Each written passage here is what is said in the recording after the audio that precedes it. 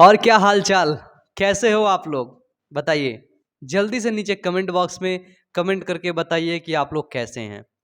जहाँ तक मुझे लगता है, मैंने फील किया है, मुझे ऐसा लगता है कि आप लोग बहुत अच्छे हैं। आप लोग स्वस्थ हैं, मस्त हैं। आप लोगों को आनंद आ रहा होगा किसमें? पढ़ाई में। ठीक है ना? और कुछ नहीं, आनंद समझ लेना है। समझदार हो रहे हो? ठीक है। पढ़ाई करने में आपको आनंद आ रहा होगा, वो भी मेरे साथ। ठीक है। यदि मेरे साथ पढ़ने में आपको अच्छा लग रहा हो तो अपना रिव्यू कमेंट बॉक्स में भर भर के दे देना। पिछली क्लास में हम लोगों ने पढ़ा था, मादा जनन तंत्र के बारे में पूरा पढ़ लिया था। क्या पढ़ा था? पढ़ लिया था। बताइए, पढ़ लिए थे मादा जनन तंत्र के बारे में। वहां से मेरे 2-3 क्वेश्चन हैं, उन क्वेश्चन का जवाब देना पड़ेगा। ठीक है। जवाब, पहला क्वेश्चन जवाब नीचे कमेंट बॉक्स में टाइप करना पड़ेगा। जल्दी से कमेंट बॉक्स खोलो, पहले सभी लोग कमेंट बॉक्स खोलो, टाइपिंग में जाओ, जल्दी जाओ, जल्दी जाओ, जल्दी करो, जल्दी, कमान फास्ट, जल्दी जल्दी जल्दी जल्दी जल्दी खोलिए। चलो, पहला क्वेश्चन है, फैलोपियन नलिका, फैलोपियन ट्यूब के कितने भाग होते हैं? जवाब चाहिए, नीचे कमेंट बॉक्स में जवाब चाहिए। फैलोपियन नलिका, फैलोपियन ट्यूब के कितने भाग होते हैं? नीचे कमेंट बॉक्स में जवाब चाहिए। फिर यूट्रस के कितने भाग होते हैं? नीचे कमेंट बॉक्स में जवाब चाहिए। क्या चाहिए? नीचे कमेंट बॉक्स में जवाब चाहिए। आप मुझे ये बताओ, कौन सी ऐसी फॉलिकल होती है, ठीक है, कौन सी ऐसी पुटिका होती है जिसको फाड़ करके, चीड़ करके, क्या, जो जो पुटिका रप्चर होती है उससे ओवम बाहर निकलता है? ओवम बोले तो सर अंडाणु बाहर निकलता है। बताओ, नीचे कमेंट बॉक्स में कमेंट करके बता दो। ठीक है। यानी कि आप इसके पहले, अभी तक आप लोग नर जनन तंत्र, मेल रिप्रोडक्टिव सिस्टम और फीमेल रिप्रोडक्टिव सिस्टम दोनों को कंप्लीट कर चुके हैं। आप एक चीज जानते हैं कि मेल के अंदर, नर के अंदर यदि देखा जाए कि नर के अंदर प्राथमिक जनन अंग कौन से हैं मेल के अंदर, तो आपका जवाब होगा, बोलिए जल्दी, कौन सा है? बिल्कुल सही बोल रहे हो, यूरेथ्रा, है ना? मेल का प्राइमरी सेक्स ऑर्गन कौन है? यूरेथ्रा। हाँ, यूरेथ्रा नहीं है क्या? कौन है? बताओ जल्दी, जल्दी बताओ, कौन है? भूल गए ना? चचवा बहुत मार खाओगे अगर भूलोगे तो, याद रखना। ठीक है ना? कौन है? मेल का, नर का प्राथमिक जनन अंग होता है कौन? कौन? बोलो।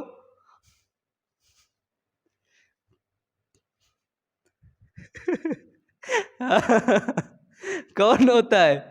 नीचे कमेंट बॉक्स में कमेंट करके बताओ, जल्दी बताओ।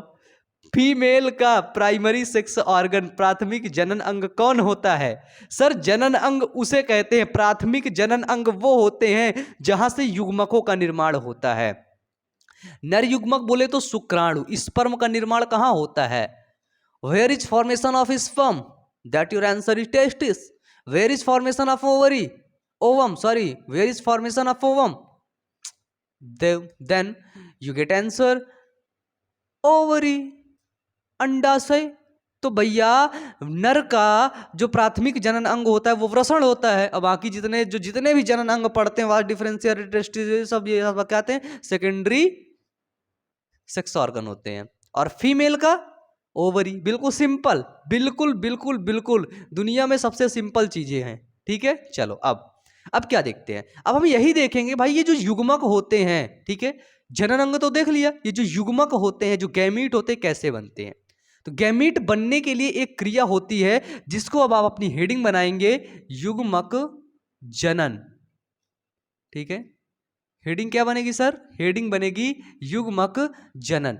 इंग्लिश में इसको लिखोगे क्या? गैमीटो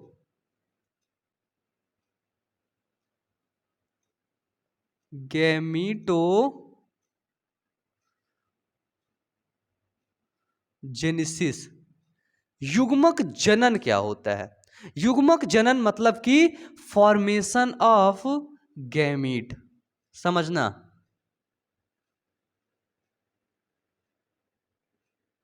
gamete, formation of gamete. Gamete क्या होते हैं? गैमीट जैसे मेल गैमीट, मेल के अंदर जो गैमीट होता है और एक फीमेल के अंदर गैमीट होता है सर, ठीक है सर। अगर मेल के अंदर गैमीट को देखा जाए तो कौन सा गैमीट होता है सर, उसको बोलते हैं स्पर्म, और फीमेल के अंदर होता है ओवम। सर ये स्पर्म का निर्माण कहाँ होता है, तो आपने बोला टेस्टिस में। तो सर ये टेस्टिस मेल के प्राइमरी रिप्रोडक्टिव ऑर्गन होते हैं, प्राइमरी सेक्स ऑर्गन होते हैं। ओवम का निर्माण कहाँ होता है सर, तो ओवम का निर्माण होता है ओवरी में, और ये ओवरी क्या होते हैं, ओवरी फीमेल की प्राइमरी सेक्स ऑर्गन होती है। ठीक है, बताइए यहां तक क्लियर है, बिल्कुल सिंपल है, ठीक है बिल्कुल सिंपल है।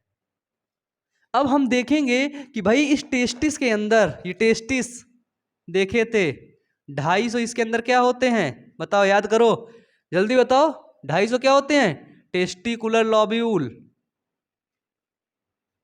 Testicular lobule. अब अगर तुम लोग मुझे एक क्वेश्चन का जवाब दे दोगे, मैं समझ जाऊंगा कि तुम लोगों ने बहुत पढ़ाई की है, तुम लोग बहुत अच्छे बच्चे हो। और वो क्वेश्चन ये है कि जो ये टेस्टिकुलर लॉब्यूल है, इस टेस्टिकुलर लॉब्यूल के अंदर क्या पाया जाता है, कौन कौन सी जगह, कौन कौन सी कोशिकाएं पाई जाती हैं, बस कोशिका के नाम बताना है। मैंने आपको बताया था कि आपका एक घर है, क्या है, घर है, और उस घर में 250 कमरे हैं, प्रत्येक कमरे को बोलते हैं टेस्टिकुलर लॉब्यूल। और उस कमरे के अंदर क्या क्या पाया जाता है, बहुत अच्छे तरीके से बताया था। अब मैं देखता हूं कि जो मैं कल पढ़ाया था तुमको वो आज याद है कि तुम भूल गए हैं, कि तुम भूल गए, ये देखने वाला हूं। ठीक है चलो, ओवरी भी आप लोगों ने देखा था, ठीक है, ये फिमरी वाली संरचना देखी थी, ये ओवरी यहां फंसी हुई थी, यहां से किसको, मेच्योर ग्राफियन फॉलिकल से ओवम निकल रहा था, ओवम फिर किसको लेकर के जा रहा था, सीलिया पाए जाते हैं, सीलिया ओवम को ले जाकर के स्पर्म से मिला देते हैं, जो क्या हो जाता है, युग्मनज बन जाता है, जाइगोट बन जाता है, फर्टिलाइजेशन की क्रिया हो जाती है। ठीक है सर, हम एक चीज यहां पे एक दिए देखेंगे, मेल के अंदर यदि स्पर्म का फॉर्मेशन होता है तब उसको बोलेंगे शुक्र जनन, ठीक है, या फिर शुक्राणु जनन। इंग्लिश में बोलेंगे सर स्पर्मेटो, स्पर्मेटाजेनेसिस, स्पर्मेटोजेनेसिस, स्पर्मेटोजेनेसिस। ठीक है, और अंडाणु के अंदर इसको बोलेंगे तो इसको बोलेंगे अंड जनन, मतलब कि फीमेल के अंदर यदि युग्मक निर्माण की क्रिया होती तो इसको बोलेंगे अंड जनन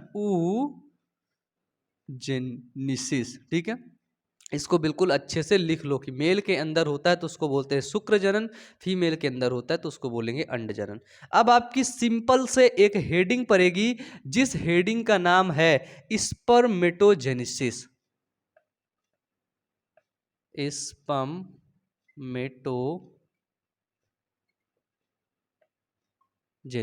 ठीक है, क्या हेडिंग पड़ेगी, हेडिंग पड़ेगी स्पर्मेटोजेनेसिस। ठीक है, अब देखो जो ये स्पर्मेटोजेनेसिस है, अब इसको मिटाना पड़ेगा, फिर हम लोग कंटिन्यू करेंगे। मिटा दूं इसको मैं, चलिए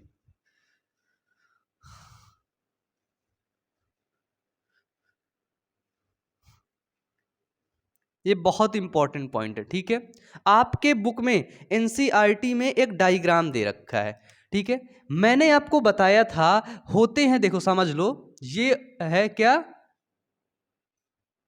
मैंने आपको बताया testicular lobule, testicular lobule. Sir testicular lobule के अंदर हम दो चीजें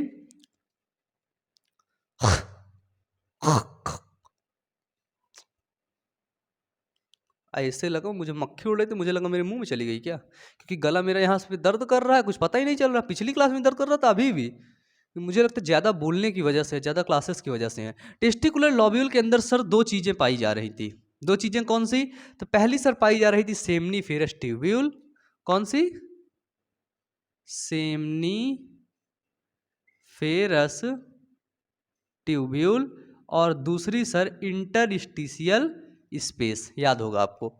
सर सेमनीफेरस ट्यूब्यूल्स के अंदर एक खास चीज पाई जा रही थी, एक खास चीज पाई जा रही थी। सेमनीफेरस जो ट्यूब्यूल है उसके अंदर एक खास चीज पाई जा रही थी, जिस चीज को अपन लोग बोलते हैं क्या, उसको बोलते हैं हम लोग germ cell.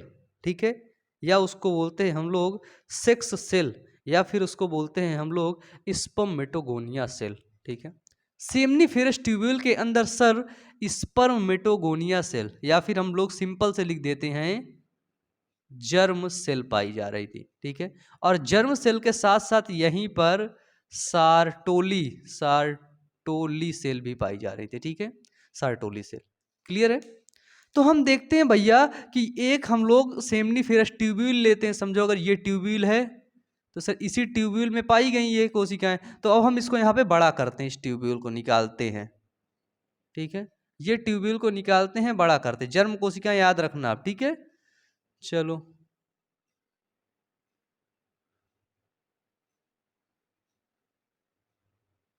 Tubule like structure था ये, ऐसे अगर इसको मैं करता बढ़ाता जाऊंगा तो ये गोला गोला संरचना हो जाएगी, है ना।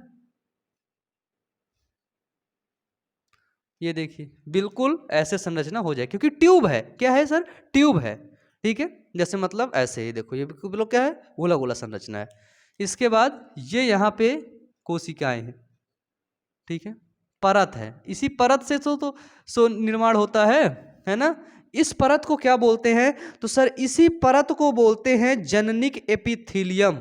ठीक है, इसी परत को बोलते हैं जननिक एपिथीलियम। ठीक है, जर्मिनल एपिथीलियम, सर इसी परत को बोलते हैं जर्मिनल एपिथीलियम। ठीक है, जर्मिनल एपिथीलियम को बोलते हैं प्रीमोर्डियल जर्म सेल भी बोलते हैं। ठीक है, क्या बोलते हैं? प्रीमोर्डियल जर्म सेल, यानी कि यहीं से शुक्राणुओं का निर्माण शुरू होता है। ठीक है, इन्हीं से ही निर्माण होता है। तो सबसे पहले हमारे पास थी छोटी छोटी जर्मिनल एपिथीलियम सेल होती हैं। ठीक है, कौन सी सेल? जर्मिनल एपिथीलियम हमको सेल देखने को मिली। ठीक है सर, फिर ये जर्मिनल एपिथीलियम सेल क्या करती हैं? तो सर यही germinal epithelium cell spermatogonia cell में बदल जाती हैं। ठीक है, स्पर्मेटोगोनियम सेल में यही जर्म सेल धीरे धीरे बड़ी होती हैं, इनका विकास होता है। ये देखो,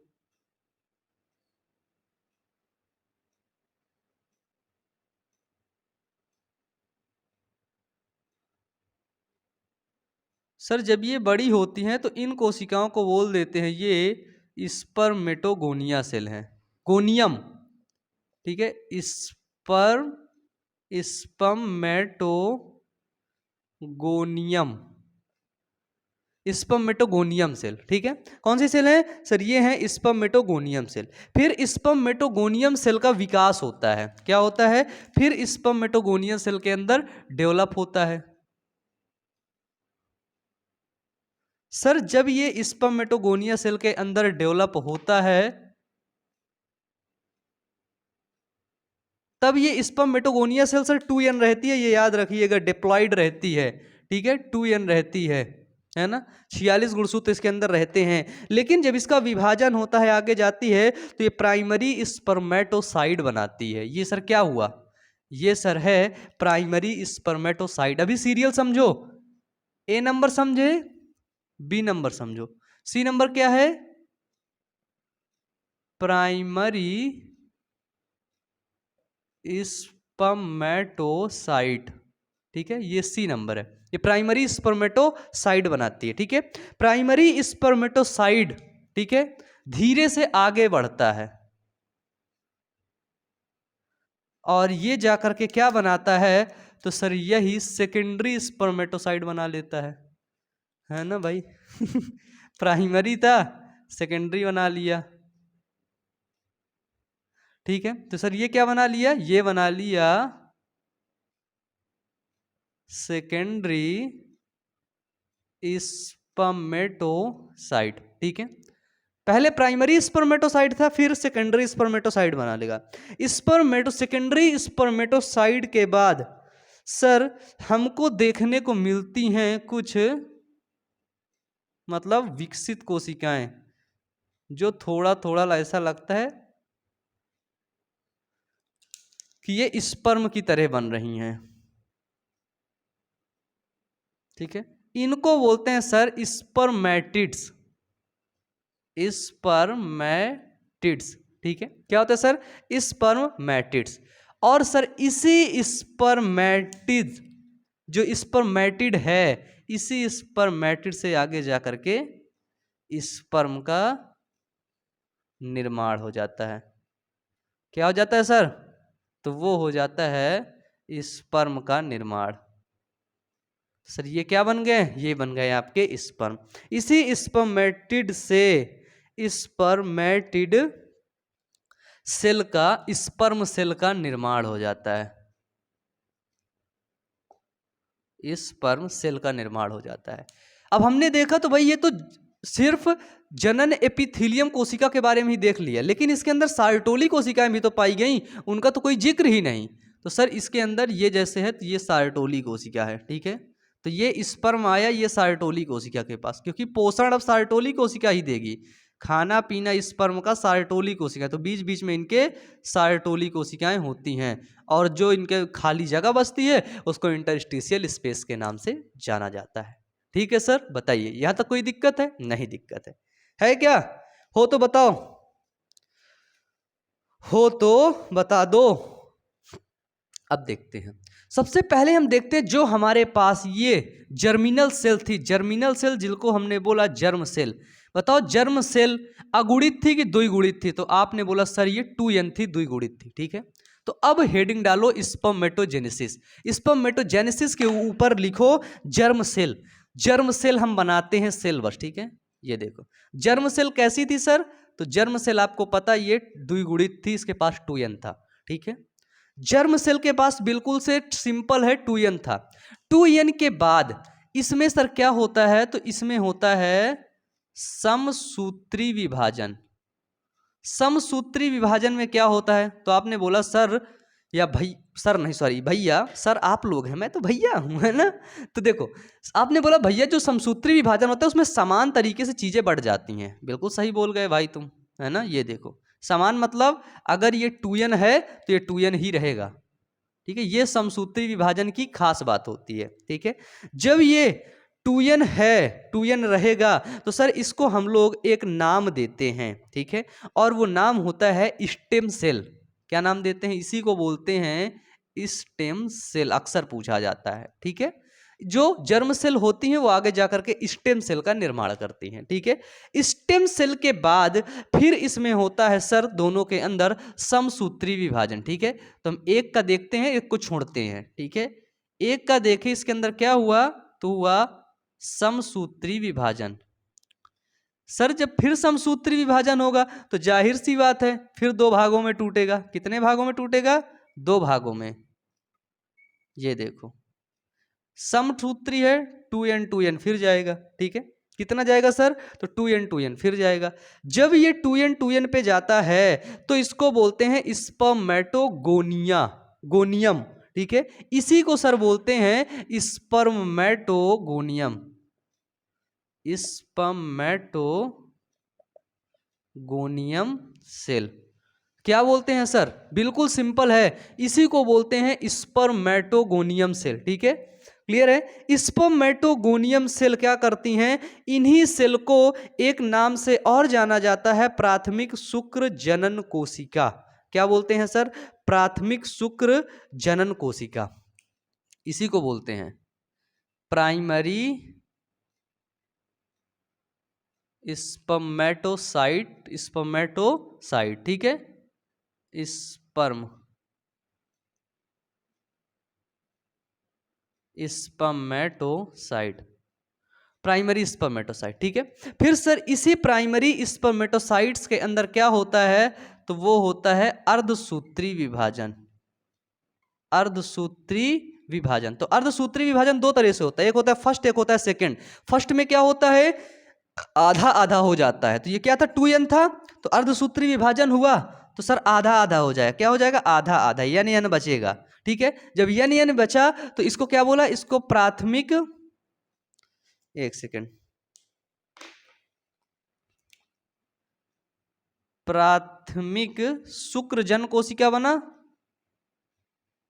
ठीक है, और सब ये जब इसका प्राथमिक शुक्र जन कोशिका का अर्धसूत्री विभाजन हुआ तो सर इसको बोलते हैं द्वितीयक शुक्र जन कोशिका। ठीक है, क्या देखा? द्वितीयक शुक्र जन कोशिका। अब सर द्वितीयक शुक्र जन कोशिका जो हमारे पास दो कोशिकाएं बनी हैं, इन दोनों के अंदर फिर होता है कौन? अर्धसूत्री विभाजन सेकेंड। अर्धसूत्री सेकेंड। तो अर्धसूत्री सेकेंड में क्या होता है? तो सर अर्धसूत्री सेकेंड में सिंपल प्रोसेस होता है कि गुणसूत्रों का विभाजन नहीं होता है। अर्धसूत्री विभाजन सेकंड में गुणसूत्रों का विभाजन नहीं होता है। लेकिन अगर अर्धसूत्री विभाजन फर्स्ट की बात की जाए तो अर्धसूत्री विभाजन फर्स्ट में गुणसूत्रों का विभाजन हो जाता है। बताइए यहां तक क्लियर है कि नहीं? यहां तक क्लियर है कि नहीं बताइए? यहां तक अगर किसी को कोई भी दिक्कत हो तो बता सकता है। अर्धसूत्री फर्स्ट में गुणसूत्र बट गए यानी n में, लेकिन अब अर्धसूत्री सेकंड हो रहा है किसमें? द्वितीयक शुक्र जन कोशिका में। तो गुणसूत्र विभाजित नहीं होंगे तो कितने भाग में बटेगा? देखो 4 भाग में बटेगा। ठीक है, 1 2 3 4 यन यन यन यन। सर ये जो 4 भागों में यन संरचना बटती है, इसी संरचना को बोलते हैं सर स्पर्मेटिड्स। सर इसी संरचना, यही चारों संरचना को बोलते हैं स्पर्मेटिड्स। 4 यन यन यन यन। क्या बोलते हैं सर? इसी संरचना को बोलते हैं स्पर्मेटिड। इन दोनों का निर्माण कैसे होता है? तो प्राथमिक शुक्र जन कोशिकाएं जब विभाजित होती हैं अर्धसूत्री विभाजन फर्स्ट के द्वारा तो द्वितीयक शुक्र जन कोशिकाएं बनती हैं, और द्वितीयक शुक्र जन कोशिकाओं के अंदर अर्धसूत्री विभाजन सेकंड होता है जिससे 4 स्पर्मेटिड्स बनते हैं, और यही स्पर्मेटिड्स मैच्योर होकर के स्पर्म का निर्माण करते हैं। इसका निर्माण करते हैं सर, तो यही है आपका स्पर्म सेल। स्पर्म सेल से यदि पूछा जाए बताओ ये अगुणित है ये द्विगुणित है, तो सर स्पर्म सेल कैसा होता है? तो वो होता है अगुणित, यानी कि उसके अंदर सेल कैसी होती है? तो वो होती है आधी कोशिकाएं होती हैं। ठीक है, आधी बोले तो 46 क्रोमोसोम होते हैं, तो 23 क्रोमोसोम इसके अंदर होते हैं। ठीक है, 23 माँ से मिलते हैं, 23 बाप से मिलते हैं, तब जाकर के एक बच्चा बन जाता है 46 क्रोमोसोम का। बताइए, बिल्कुल सिंपल प्रोसेस, दुनिया की सबसे सिंपल प्रोसेस होती है शुक्र जन कोशिकाएं, वो सॉरी स्पर्मेटोजेनेसिस। ठीक है, इससे सिंपल कुछ भी नहीं, इससे सिंपल तो बेटा कुछ भी नहीं। ठीक है, सच में बिल्कुल चूरन है, चूरन। क्या है? चूरन है। आनंद लेते लेते पढ़ डालोगे। बिल्कुल सिंपल प्रोसेस देखना है कि हमारे पास जर्म सेल थी। समझो, एक बार और समझा देता हूं। हमारे पास सर जर्म सेल होती हैं। जर्म सेल कैसी होती है? तो वो होती है द्विगुणित। जर्म सेल द्विगुणित थी, फिर वो विभाजित करती हैं।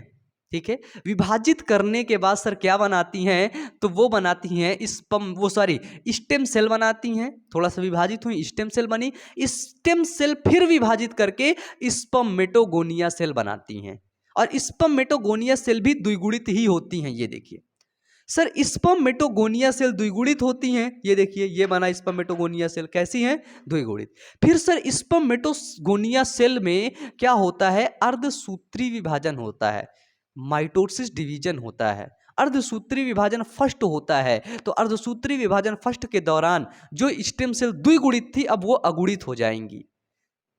ठीक है, जो हमारे पास स्पर्मेटोगोनियम सेल द्विगुणित थी अब वो अगुणित हो जाएंगी, और उन्हीं अगुणित कोशिकाएं जब वो अगुणित हुई उनको नाम दिया गया प्राथमिक शुक्र जन कोशिकाएं, प्राइमरी स्पर्मेटोसाइट का नाम दिया गया। ठीक है, प्राइमरी स्पर्मेटोसाइट में क्या होता है? क्रोमोसोम आधे हो गए। ठीक है, अब क्या होता है? प्राइमरी स्पर्मेटोसाइट के अंदर अर्धसूत्री विभाजन सेकंड होता है। ठीक है, अर्धसूत्री विभाजन सेकंड में क्या होता है सर? इसमें क्रोमोसोम नहीं बढ़ते हैं, जितने क्रोमोसोम हैं उतने रहेंगे। ठीक है, सेकंड की खासियत होती है। तो सर अर्धसूत्री विभाजन जब सेकंड हुआ तो जो संरचना बनी उसको बोलते हैं स्पर्मेटिड्स, और उन्हीं स्पर्मेटिड से किसका निर्माण होता है? उन्हीं स्पर्मेटिड से ही स्पर्म यानी कि शुक्राणु का निर्माण होता है। बस, बिल्कुल सिंपल, बिल्कुल सिंपल। अब मुझे नहीं लगता कि इससे सिंपल इसमें कुछ हो सकता है। लिखने के लिए यदि आप लिखना चाहें तो बस ऐसे जितने जैसे आपको समझाया हूं ना वैसे ही आपको लिखना होगा। लिखने के लिए आपके बुक में काफ़ी चीज़ें दी गई हैं, आप आराम से उसको लिख सकते हैं। ठीक है, ठीक है, बताइए। बुक में देख रहा हूँ, इसमें तो लिखा हुआ है।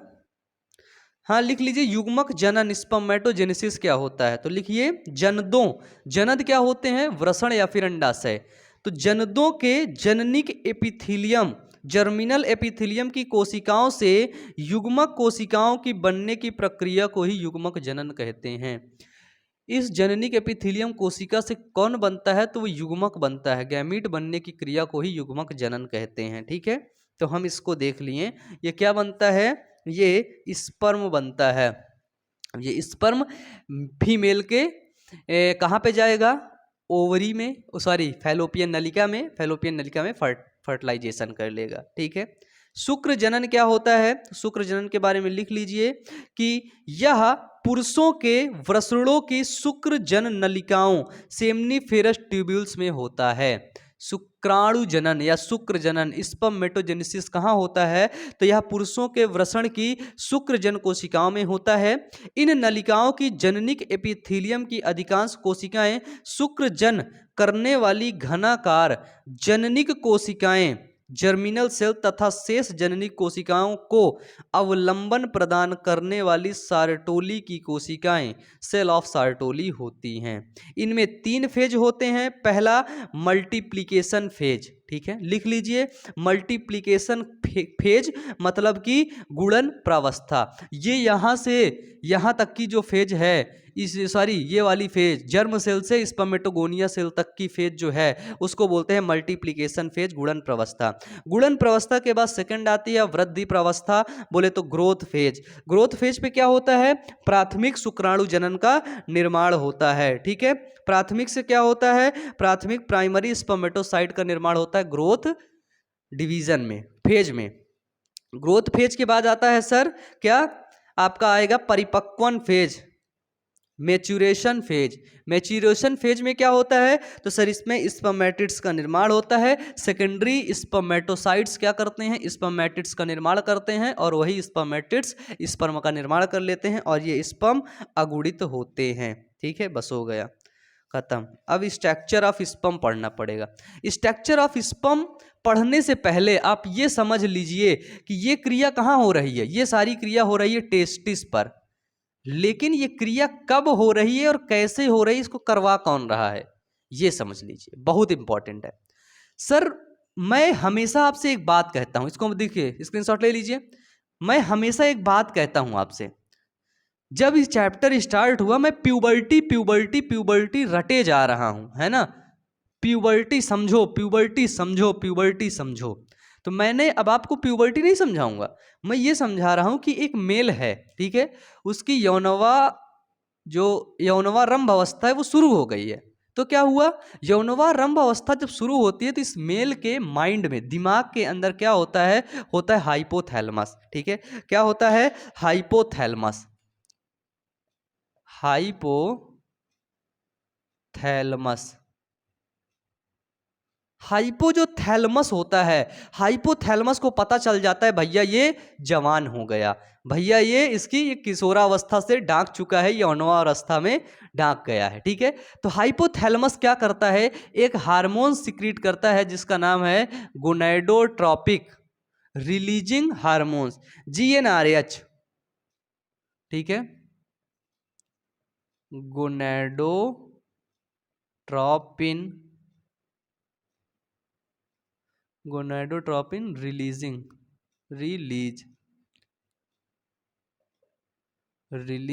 हार्मोन्स। ठीक है सर, ये गोनैडोट्रोपिन रिलीजिंग हार्मोन क्या करता है, तो सर GnRH जो होता है, ये GnRH जब एक्टिव हो जाता है तो ये पहुंचता है अग्र पिट्यूटरी ग्रंथि में, अग्र पीयूष ग्रंथि में। ठीक है, अग्रपीयूष ग्रंथि समझना, अभी सब खेल यहीं पे हो रहा है, 13 वो है ना, 8 से 13-14 साल के बीच में यहीं पे खेल हो रहा है दिमागवा पे, नीचे अभी नहीं गया है, ठीक है।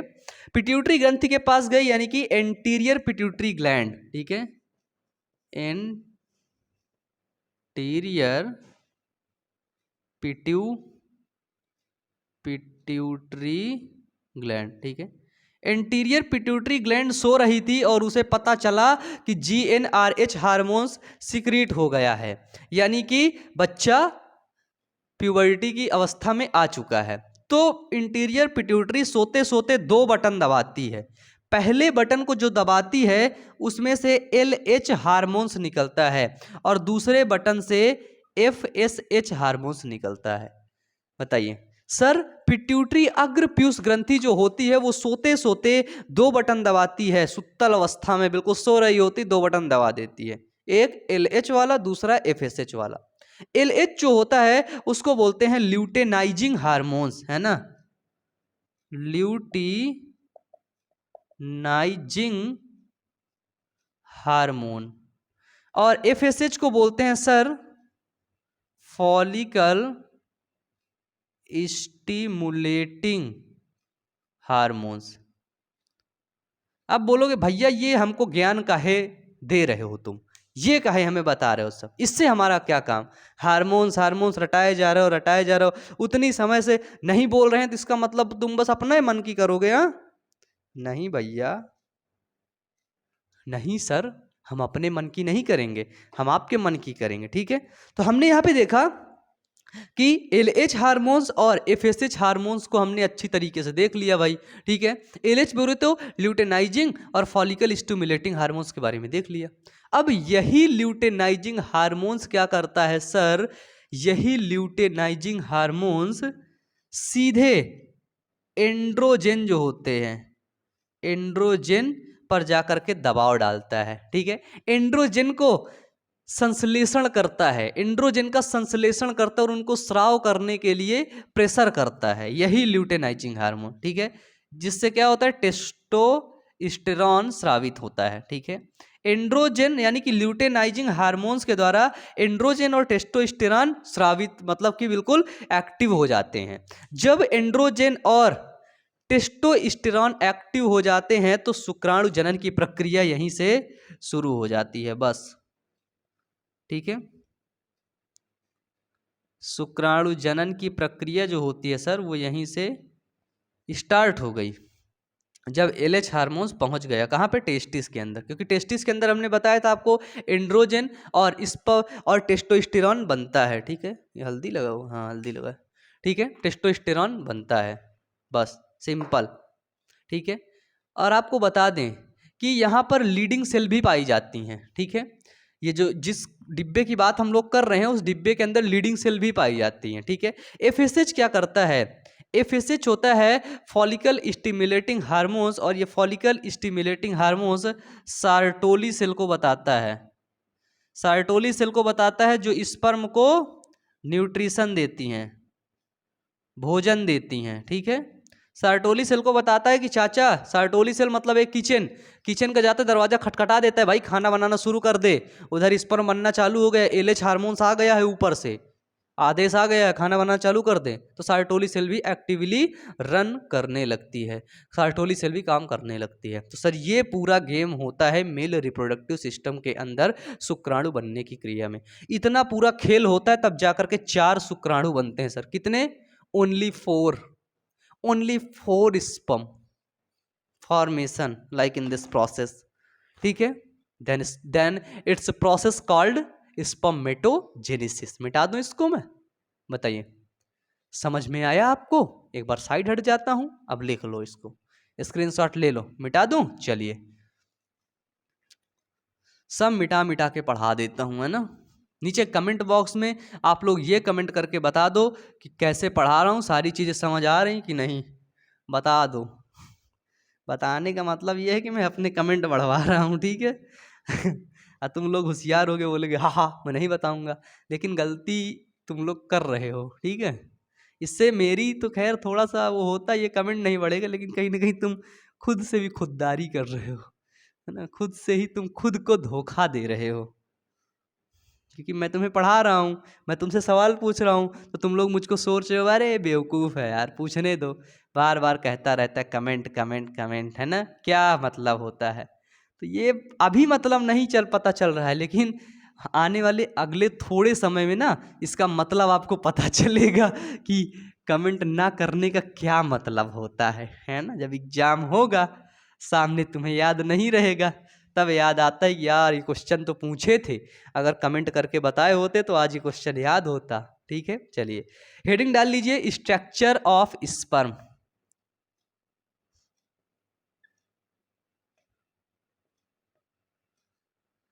सर स्पर्म के स्ट्रक्चर के बारे में ही अब हम डिस्कस करने वाले हैं। ठीक है, चलिए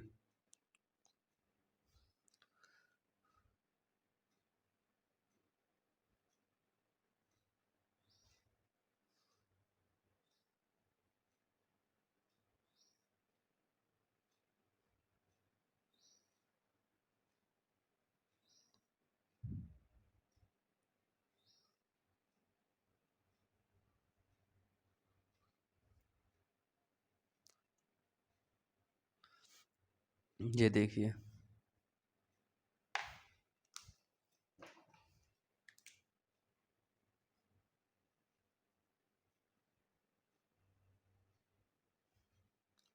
इसको पूरा सजा देते हैं।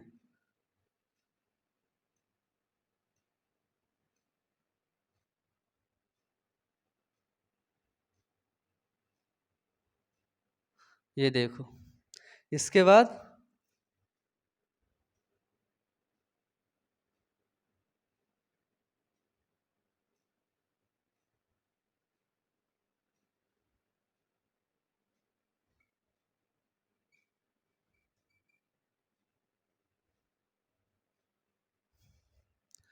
ठीक है, ये बन गया सर हमारा स्पर्म। स्पर्म क्या कैसा होता है, तो इसको हम सिर्फ सूक्ष्मदर्शी से देख सकते हैं, और ये एक कोशिकीय संरचना होती है सबसे पहली चीज।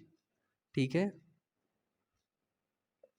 और स्पर्म के बारे में एक खास बात कि ये अगुणित होती है, यानी कि यन होती है।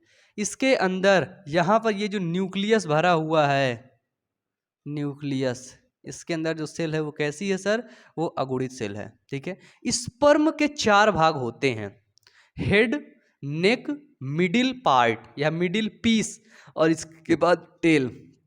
स्पर्म के यदि पार्ट देखे जाए तो होते हैं हेड, फिर नेक, नेक के बाद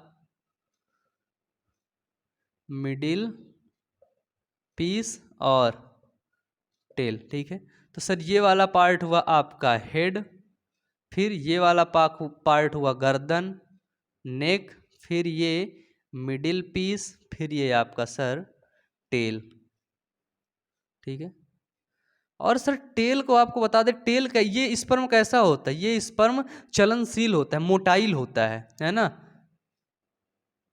चलनशील होता है, चल सकता है। तो किसके जरिए चलता है, तो सर इसके टेल के अंदर बहुत इंपॉर्टेंट क्वेश्चन बनता है, इसके टेल के अंदर सर फ्लैजिलम पाए जाते हैं, फ्लैजिला। ठीक है, फ्लैजिला, सर इसके अंदर फ्लैजिला पाए जाते हैं, और सर उन्हीं फ्लैजिलम के द्वारा, उन्हीं फ्लैजिला के द्वारा ये चलता है। ठीक है, क्लियर है, बताइए।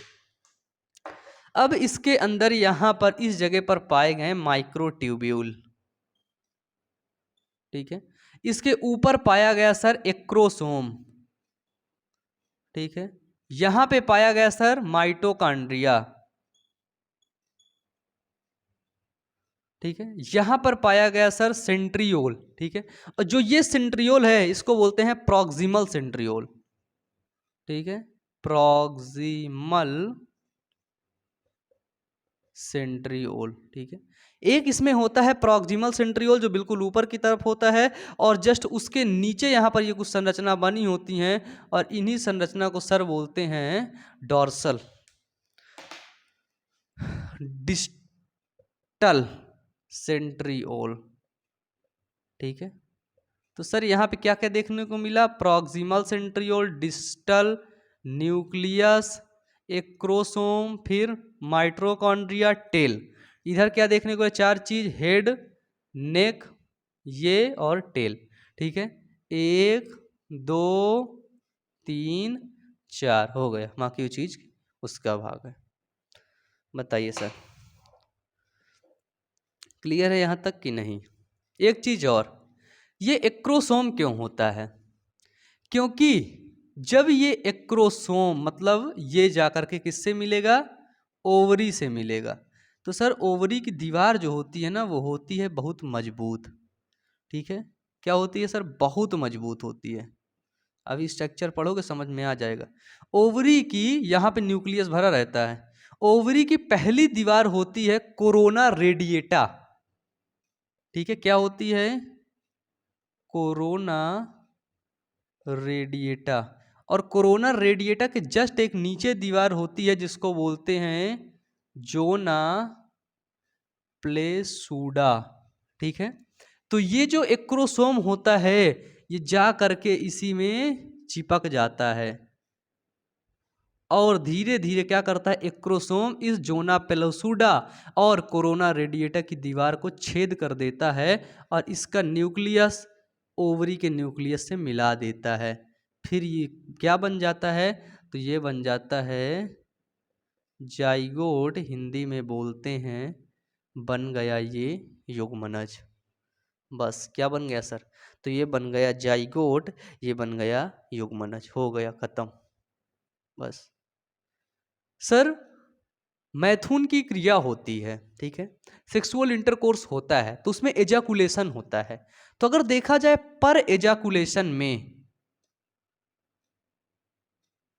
है ना, पर एजाकुलेशन में कितने स्पर्म होने चाहिए, तो पर एजाकुलेशन में लगभग 20 से 30 करोड़, ठीक है, 20 से 30 करोड़ क्या होते हैं, स्पर्म होते हैं। अगर इनको मिलियन में देखोगे तो लगभग 200 से 300 मिलियन स्पर्म क्या होते हैं, पर एजाकुलेशन में बाहर निकलते हैं।